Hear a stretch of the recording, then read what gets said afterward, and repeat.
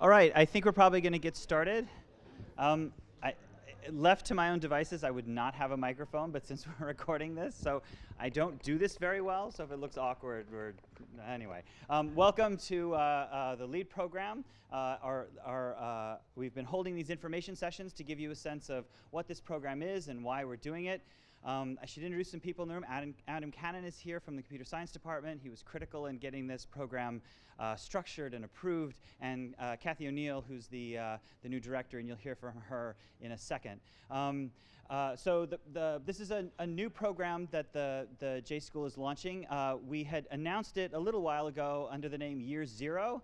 The idea being it might be a place you start before year 1, 2, 3, but well, anyway, for one reason or another, we had to change the name. So it's now the LEAD program, and LEAD is an introduction to something. How about that? So what is this for, or who is this for, rather? Initially we were looking at finding a way to get students into our dual degree program. We have a dual degree master's program with computer science, and in 2 years you get a master's degree in computer science and a master's degree in journalism. And when you look at the cohort of people who apply to that program, they don't look like our typical MS cohort, for the obvious reason that these students are prepared to take a master's degree in computer science. And we thought, and I sincerely believe, that if you can bring students from our usual cohort, those students who come from the humanities, from social science, maybe the arts, you're bringing these people in with little or no technology training. If you can bring them up to a point where they might be able to do a dual degree or start to make journalistic technology, they're going to make that technology in a way that's different than, say, when a computer scientist does it, because it will be inflected with the ethics and values of their discipline, of their academic training. So our first goal was to try to get students, a wider crowd of people, into the dual degree program. But as I started talking to my colleagues on campus, I realized that there are a number that this situation is playing out a lot across campus, that there are a lot of research and creative practices at a graduate level that require computation, that require familiarity with technology, for which undergraduates in those same fields are unprepared. So you can think about the digital humanities and the number of offerings in the digital humanities at an undergraduate level. Architecture, design, there are a lot of disciplines that, in the social sciences, there are a lot of disciplines that have research practices and creative practices that don't look a lot like their undergraduate training. And so we saw the LEAD program then as a way to fill that gap, right, to prepare students, not just for our dual degree program, but for lots of degree programs that follow on in that way. And so we're looking for students from journalism, from humanities, the arts, design, social science, who are looking for a thoughtful introduction to data code and algorithms that are all taught in the context of their practice. And that to me seemed like a very important piece. So we'll talk about the classes that you'll see in a little while, but it's very important that these things be grounded in and framed in a way that speaks to a journalism student, that speaks to a humanities major. So our goal, sort of broadly, as we've conceived it, well, first of all, we're in strong partnership with computer science. We need the students to be able to get to the level where they can make something solid and real. But what we're also after is a slightly different type of education around data code and algorithms.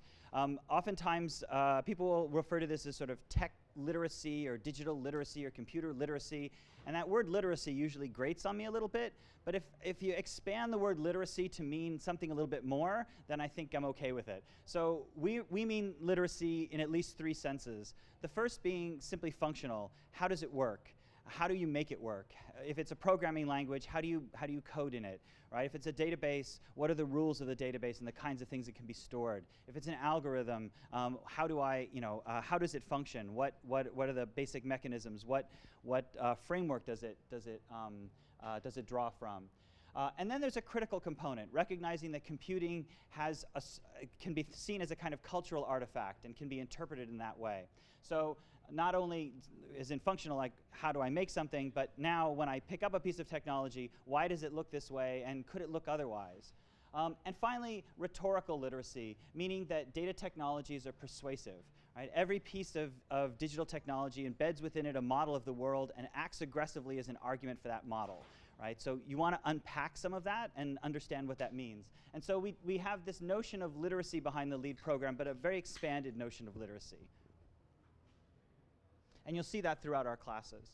So that means we're going to introduce core concepts of computer science and data science in the context of journalism, the humanities, social science, and even the arts. And importantly, we're going to assume no prior experience with any of this material. That's an important part of our framing of this, to take students that don't have any background and bring them to a place where they might be able to, they will be able to, at an extreme, go on to the master's degree in computer science. The classes we have, Kathy will go over in a little more detail, but there's a basic computing class, a data and databases class, an algorithms class, and then something we're calling the platform. And the platform here is really looking at what happens when you partner with a piece of technology. How does that affect your practice? So for example, when architecture started to become computational and the computers started finding forms for them, you could read lots of papers where architectural critics and architectural thinkers were wondering, well, if the computer is finding form for us, what kinds of forms can it find and what kinds of forms can't it find? Right? So when you partner with a piece of technology in a creative or research practice, you have to understand how that affects things, how that changes things, what the limitations are. And that's sort of discussed in the platform. Importantly, we're trying to make as many of these classes team-taught as possible so that we will have not only a computer scientist or a data scientist on the faculty, but then also someone from a discipline that touches on this topic. So, for example, the algorithms class. Usually computer scientists think of algorithms in terms of how much time will it take or how much space memory will it take. Since algorithms are shaping systems of power in our world, we should also ask who wins and who loses. So in addition to a computer scientist being part of this class, we'll also have, or we're looking to have someone from SEPA join and a legitimate policy person join and then add to that, or add to that discussion. So I'm going to turn it over now to the two new people we've hired for this, the program director, Kathy O'Neill, and our assistant director, Teresa Bradley. Teresa is back. So Teresa's there. And Kathy will tell you a little bit more about the logistics and the specifics of the program. Thanks, Mark. Would you mind starting my Prezi back there? Thank you. I actually met Mark about a year and a half ago when I was auditing a class and live blogging it, not live blogging it, but blogging it the day after an introduction to data science class. And you'll see from I'll tell you a little bit about my background, but I'm coming from the math data nerd side of things. And in the introduction to data science class that I was blogging, that later turned into a book, and Mark had a chapter in that book as a contributor. In that class, what I noticed was that there were quite a few journalist students and digital humanities students, and they had the most interesting questions and comments. And you know, the class was pretty technical and sophisticated. They didn't find that easy. Like, they were challenged at that level, but the questions of context, of legality, of ethics was really impressive to me. And what I realized was that since I had left mathematics and worked in finance and stuff, I had been kind of, without even knowing it, on a search for this kind of conversation around the context of when do we use, why do we use data, and who does it impact. So I do want to give you some really specific details about the program, and I welcome all of you to apply. We're really excited about it. I'm really excited. I'm very proud to be working with Mark, who's an inspiration and a visionary.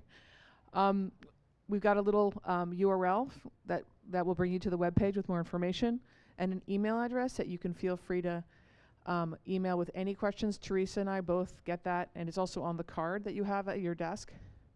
The applications are due. These are the crucial dates. Applications are due April 27th. It is a rolling admissions, however, so apply now. We will send out acceptances starting, soon to early May, because we wanted a very fast feedback loop here. We're really excited to get wonderful students. The classes actually start May 27th and go through the summer classes. So there's actually two programs that you can apply to, the summer only and then the 2-semester summer-fall program.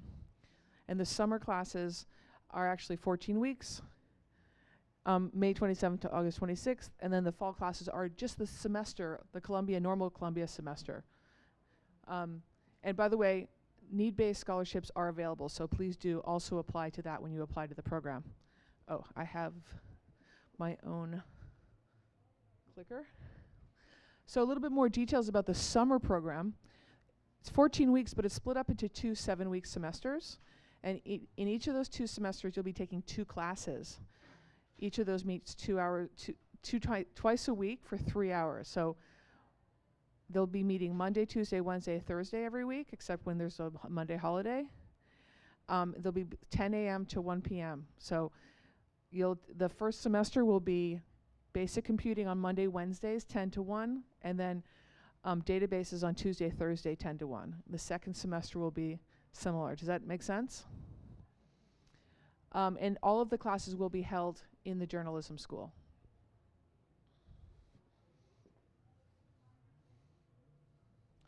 Now, if you decide to apply for the Lede 24, which is the 2 semester, and by the way, the 12 and the 24 corresponds to units, not weeks or hours. There's lots of different things. I'm not, maybe we should have called it Lede 2 for 2 semesters. Maybe that would have been simpler, but in any case, you're gonna take, usually you're gonna take computer science classes, although, as I understand it, if you're a digital humanities person and you wanna take something in your field, that's also possible, as long as it's a digital, it's a data-oriented class. But typically, you'll be taking 4 out of these following 6 classes in computer science. You can choose from advanced programming, data structures, computer science theory, discrete math, algorithms for data science, and probability and statistics. And those last 2 classes are actually offered out of the Institute for Data Science and Engineering. So as Mark mentioned, we're not assuming you have data experience coming into the summer. And likewise, we will prepare you for these computer science classes. That's the point. So you don't have to worry about prerequisites for these classes. The summer program, the sort of goal of the summer program is to have you ready for these classes in the fall.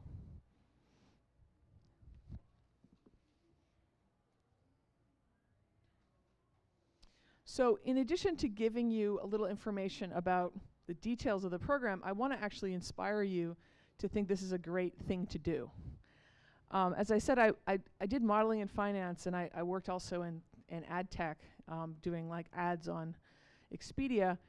I see, and that's what people think of when they think of models. They think of financial models or high-frequency trading models nowadays, or they think of clicking on ads. But I just want to make the point, which you probably already know, but maybe haven't thought about in this exact way, that modeling happens everywhere now. There's modeling in education.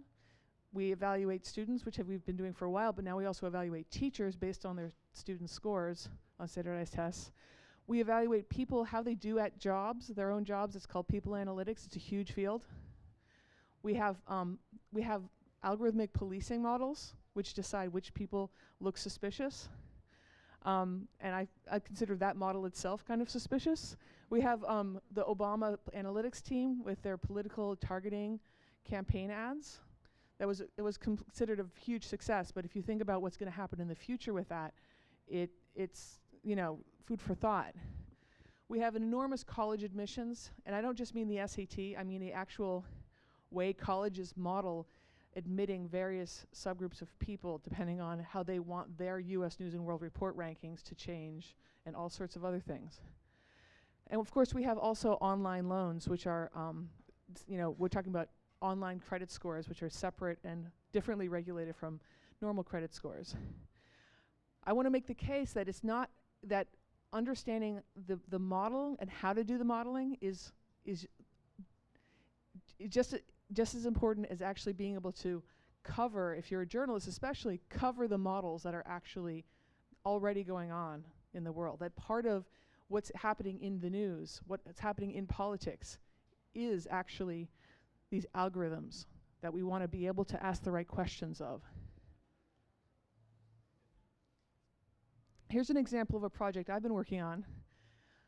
And by the way, if you don't understand all the details, one of the great things about this program is that you will understand the details of this, soon if you're in the program. So I FOIA requested, so there's a Freedom of Information Act that was passed in the 60s that allows normal citizens like myself to request to see various things that the government has. And it's the basic idea is that, we're paying for this stuff with our taxpayer money, so we should be able to request it. And what I requested to see was the source code for one of those models that I just mentioned, namely the one that evaluates teachers based on their students' test scores. I'm very skeptical of this model, and I'll explain why with the graphs down here in a second.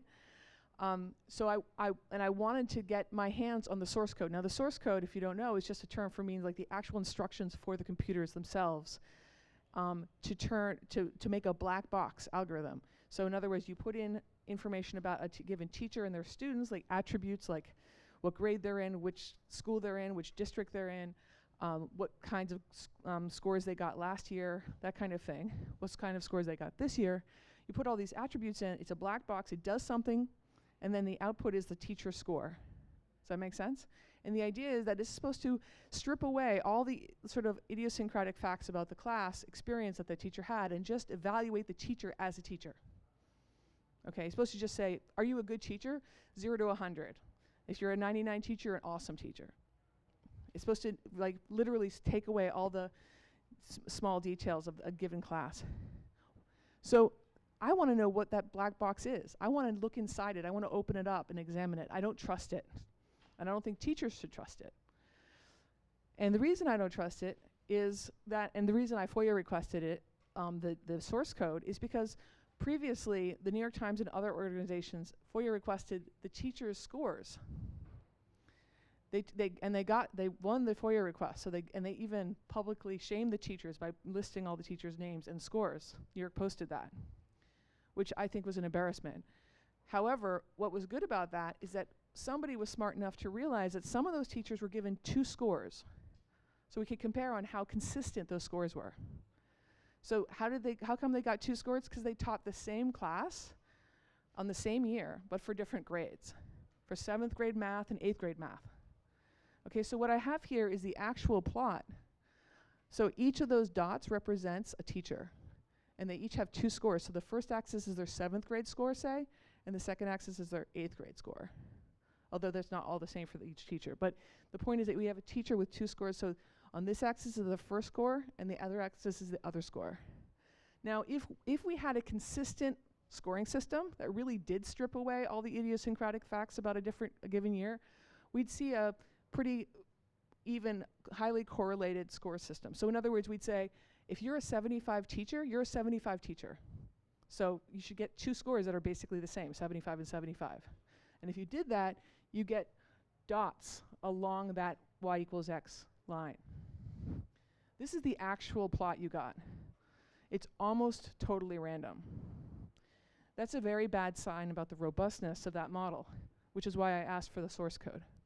And by the way, this is one of the many projects that I have. Like Teresa over there has helped me start a list of projects we are thinking about for you guys to work on in the various classes.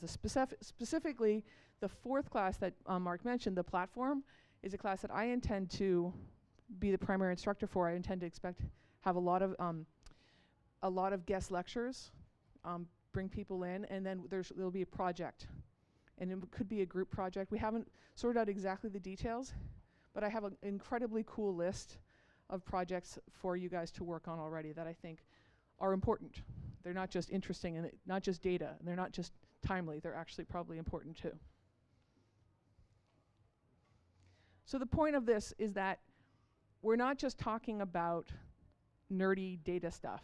We're actually talking about stuff that will make you, the tools that you'll get from the program, first of all, will be tools. You can do cool, creative things with it, and you can search for the truth in a certain sense, understanding the context and the bias that you might be presented with. But it also equips you with the kind of mindset, the skepticism, and the that you need to actually examine what's already going on. It improves your investigation. And by the way, that's true even if you're not a journalist. I want to keep this broad. I think every discipline we're in this broad spectrum of digital humanities and social sciences and journalism, everybody wants to be a good investigator, because that's what makes you a good scientist. So we're gonna open it up to question and answer. I just want to make sure you guys have my information. I'm Kathy, I'm the program director, and I'm in 505 upstairs. The assistant director, which is Teresa over there, she's in the same office as I am with the same phone number, so please feel free to write it down. We also have Melanie here. She's going to be able to answer questions about scholarships and other visas and things like that. Do we have Turin as well? Turin is here as well from admissions. So we have pretty much everyone, hopefully, that would be required to answer any of your questions. Thank you, guys. Questions? Yes.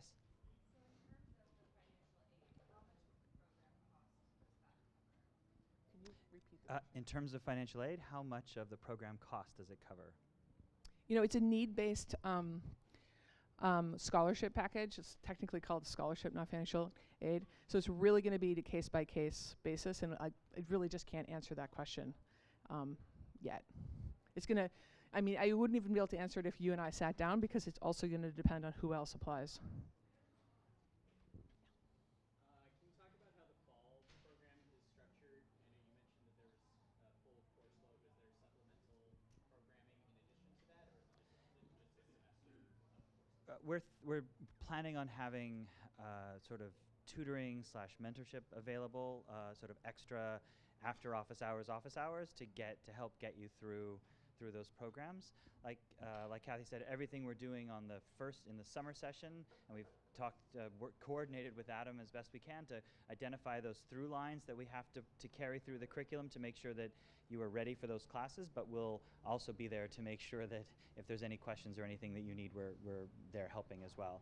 We're hoping that there'll be a community of students that start to work together, move through the program together, talk with each other, sort of help each other out as well. I mean, the initial cohort is going to be sort of small, about 15 students, so there's plenty of opportunity for that. Yeah, go ahead. Yeah. Is that 15 students across both programs, or 15 students per program?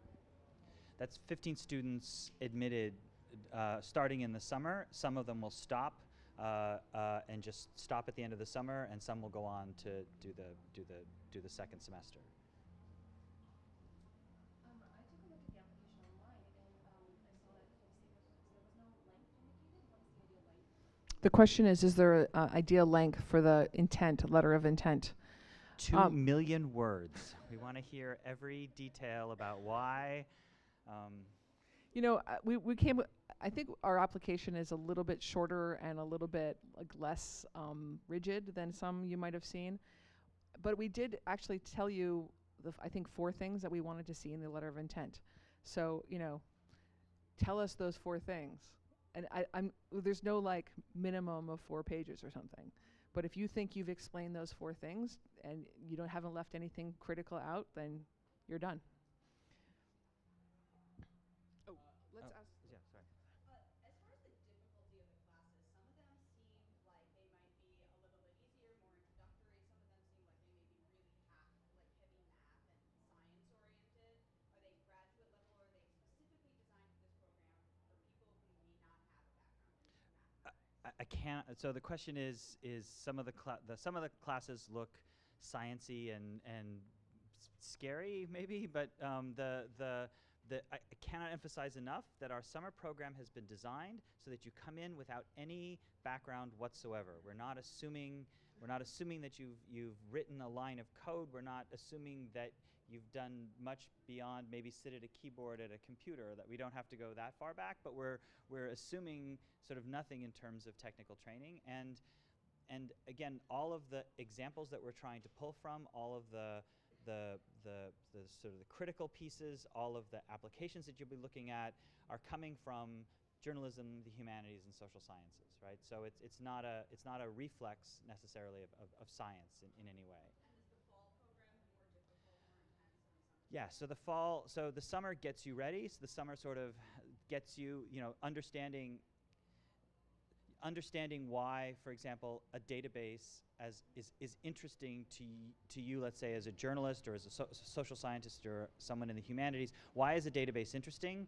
What are the trade-offs? What are the sort of interesting, or the questions that I have to ask when I'm faced with a database, for example? And then when you get into the computer science side, and enough basics so that you understand kind of the mechanisms, so that when you go into that computer science class, you're ready with all the other students to go forward and take what you need.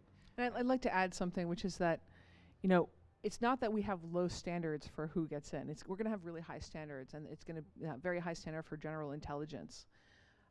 But especially this last week when I've been talking with my the assistant director, Teresa, who's a journalist by training, it just makes me realize how differently mathematicians think from journalists. So I think a lot of it will be a cultural sort of boot camp in a certain sense of like, not that it's going to be, kicking our ass because it's so hard math and we're just going to make it happen, but that you're actually going to be asked to think in a slightly different way, and it's going to be spread out over the summer. And that's the point, is to get you in that mindset. And if I can't even take a stab at exactly the difference between it, but in some sense, if I had to, it would be like mathematicians go straight to the solution as fast as they can, ignoring everything in their path, whereas journalists are taught to think about everything and then draw a conclusion.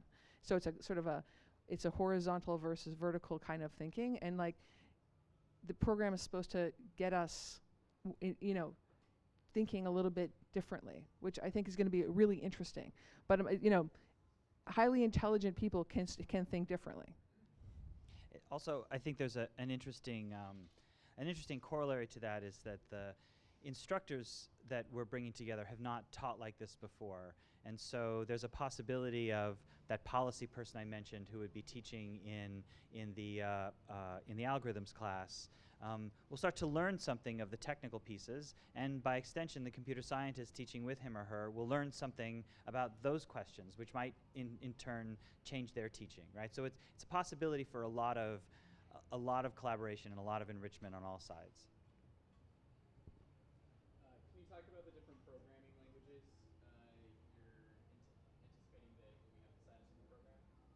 Yeah, I guess, broadly speaking, we're expecting Python to be emphasized, but we're not going to stop at Python. We're going to absolutely have like Unix commands and various other tools.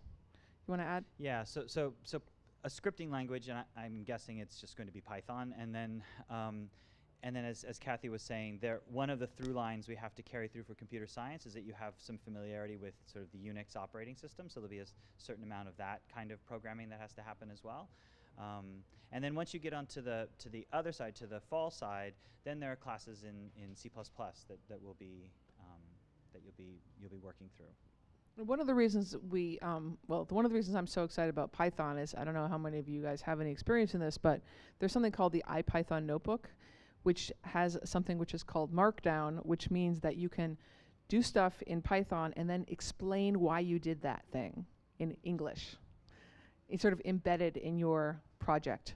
And for me, actually, I think the moment I realized that Mark and I were kindred spirits was when I said, I just gave a talk on storytelling with data, and he was like, I just gave a talk on storytelling with data. So it's like that is a kind of like common urge that we have, that you don't just have this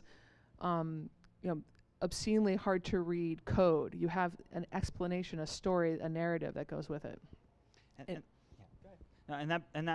That's what we do in our computing classes here. It's sort of the literate programming, so that there is text along with what you're doing. And I think it also encourages good programming hygiene, meaning you're always documenting what you're doing. You're also documenting your thought process, something that isn't necessarily a first order principle in a lot of the computational sciences where they're having a real crisis around reproducibility. So we're teaching you good practices from the beginning. I saw someone back there, yeah.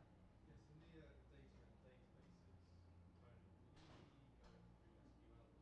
Is that something that you're teaching? We'll certainly be talking about relational databases, and I can't imagine doing that without some SQL. Probably also there will be a component of NoSQL databases, so something related to Mongo, just so you see you see examples of databases, not that it's a monolithic thing. Yeah. How are you planning to assess people on the program, and will it be like the journalism school? Will it be a pass fail? Yes, it'll be because the classes are here. All of our classes in the so the question was about evaluation. So in the journalism school, all of our classes are pass-fail. In the computer science side, when you go into the fall, it'll be sort of the full grade spectrum. So basically, they're being graded according to where you're taking the classes. Yeah.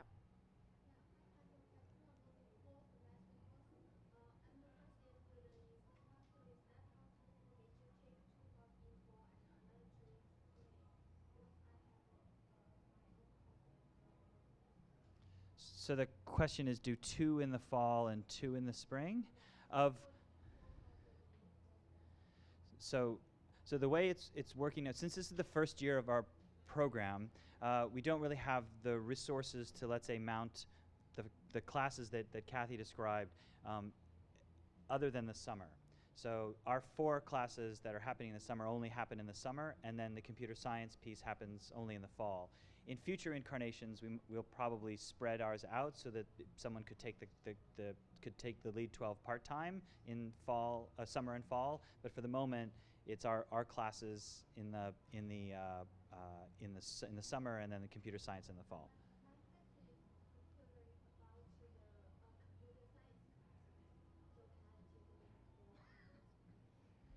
The question is whether she could take the computer science part of it, 2 in the fall, 2 in the spring.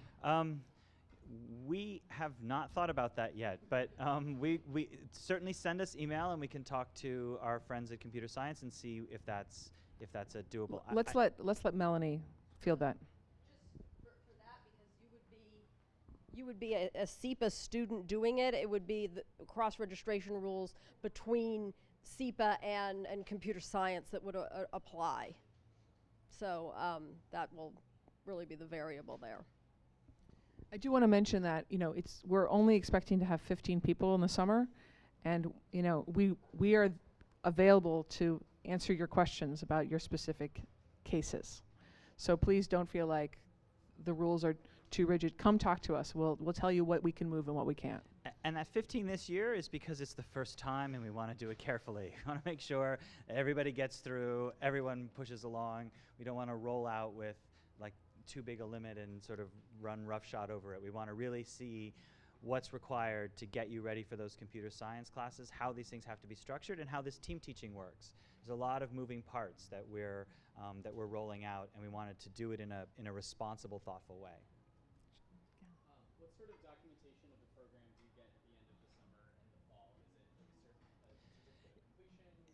Yeah, so formally it's called we had approved through the university a certification of professional achievement, which is one of these extraordinarily long terms. So each of the Lead 12 and Lead 24 come with certification of professional achievements. That's the technical thing you'll get. I'd like to also add that one of the other reasons I'm so excited about Python and the IPython notebook is that there's it lends itself to project, like group project use, and as I said, I'm excited about the projects we have lined up. I'm hoping that many of the students will leave the program with sort of examples for their portfolio of the data projects they've been involved in or did by themselves, which would be in addition to the certification, of course.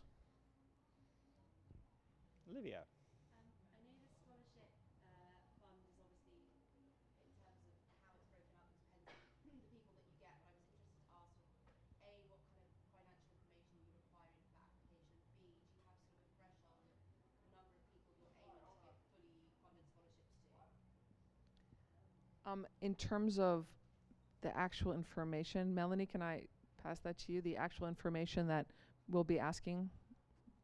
It's basically the same sort of questions that were asked when you applied for admission to the current degree program. Can you flesh out what those are for people who aren't involved yet? Taryn, what questions did we ask for financial aid? For financial aid, yes. Thank you, Taryn. No problem. Actually, the application is online, so you will be able to see it, but it's basic financial information that you will have, such as your income, any investments, any savings, because remember, the scholarship will be given based on financial need, so you will need to demonstrate how you supported yourself, where did your income come from, and everything else. Most of you are students, so we're assuming that either you had some sort of scholarship or loans or everything else, and you will have an opportunity to state that on the scholarship aid app so that we are able to take that into account. Does that make sense? Is there a certain number of people who you're planning to give fully funded scholarships to? I think Kathy explained it the best when she said it all depends on how many students apply and how many students demonstrate the need. It's the same process, and I remember that we've had this discussion as we had with the JN scholarship application process. I know it sounds so wishy-washy right now, but it all depends on the number of students that apply and the available funding that we'll have, and then we'll be able to make that assessment. So then will financial aid offers becoming separate from admission to the program? It's our aim that you will get both at the same time, that while you're receiving the admissions decision, you will also get the scholarship decision, so that then you're able to say, well, you know what, I can afford this, or this is not for me right now. I don't know if you discussed this already, but what is the cost of the program? It is 11,400 for tuition for both. Yes, For so 11,400 for the summer, 11,400 for the fall. Together, 22,800. Right, plus the fees, which they have not been set as of yet by the university, but it's approximately another 1,000, 1,500 or so. The amount of money involved, how many of you are currently enrolled students at the university considering this who are not graduating in May? Okay, so any of you who would be doing this as cross-registrants, your tuition and fee schedule is that of your home school, not what appears on the website, because you would be taking those classes via cross-registration as opposed to being admitted into the program. This does not mean that you cannot get the certification. You can, but the way that you would be enrolling would be as cross-registrants from your home school. Other questions?